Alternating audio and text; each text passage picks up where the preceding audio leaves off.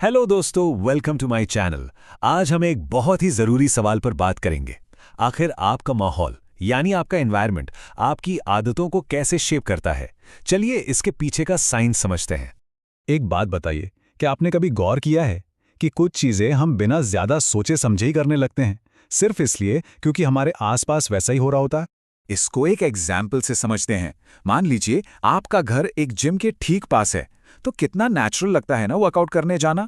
वहीं दूसरी तरफ सोचिए, आप ऐसे लोगों के बीच रहते हैं जो दिन भर सिर्फ कंप्लेन करते रहते हैं, पता भी नहीं चलता और धीरे धीरे आपकी सोच भी उनकी तरह नेगेटिव होने लगती है। और पता है, ये सिर्फ कोई इत्तेफाक नहीं है, इसके पीछे हमारे दिमाग का एक बहुत ही पावरफुल प्रिंसिपल काम करता है। आइए देखते हैं। तो चलिए सबसे पहले ये समझते हैं कि हमारा दिमाग अपने आसपास के माहौल के हिसाब से खुद को आखिर अडैप्ट करता कैसे है।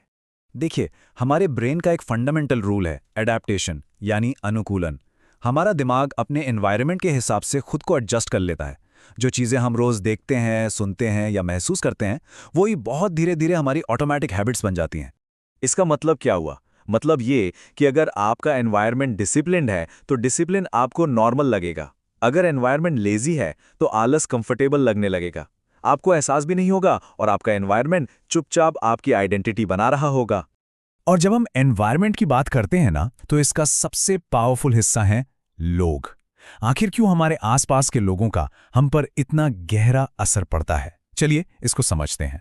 एक बहुत पुरानी और सच्ची कहावत है, आप उन 5 लोगों का एवरेज बन जाते हैं जिनके साथ आप सबसे ज्यादा समय बिताते हैं। एक पल के लिए रुकिए और सोचिए, आपकी लाइफ में वो 5 लोग कौन हैं?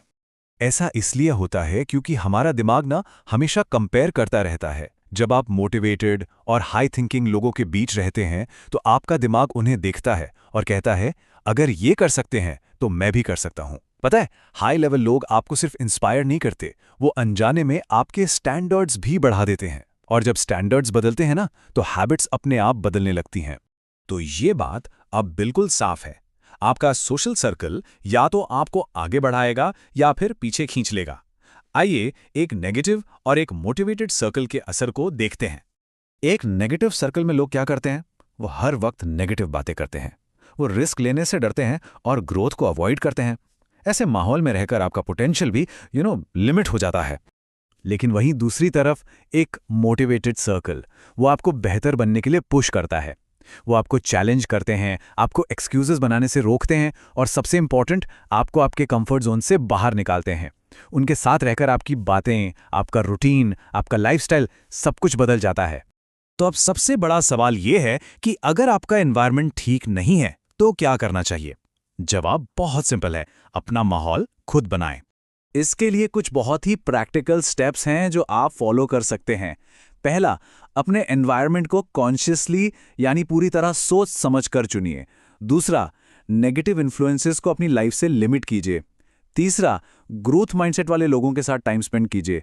और चौथा, अपना फिजिकल स्पेस यानी जहां आप रहते हैं और काम करते हैं, उसे साफ और फोकस्ड रखिए। एक बात हमेशा याद रखिएगा, विल पावर यानी हमारी इच्छा शक्ति कमजोर हो सकती है, लेकिन आपका एनवायरनमेंट, आपका माहौल, ये हमेशा पावरफुल रहता है। इसीलिए अगर आप सच में अपनी लाइफ को बदलना चाहते हैं तो सिर्फ अपने गोल्स मत बदलिए, अपना एनवायरनमेंट बदलिए।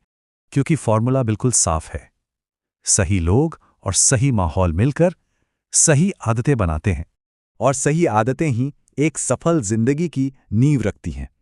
अपनी दुनिया बदलिए, आपकी जिंदगी खुद ब खुद बदल जाएगी। Thank you for watching.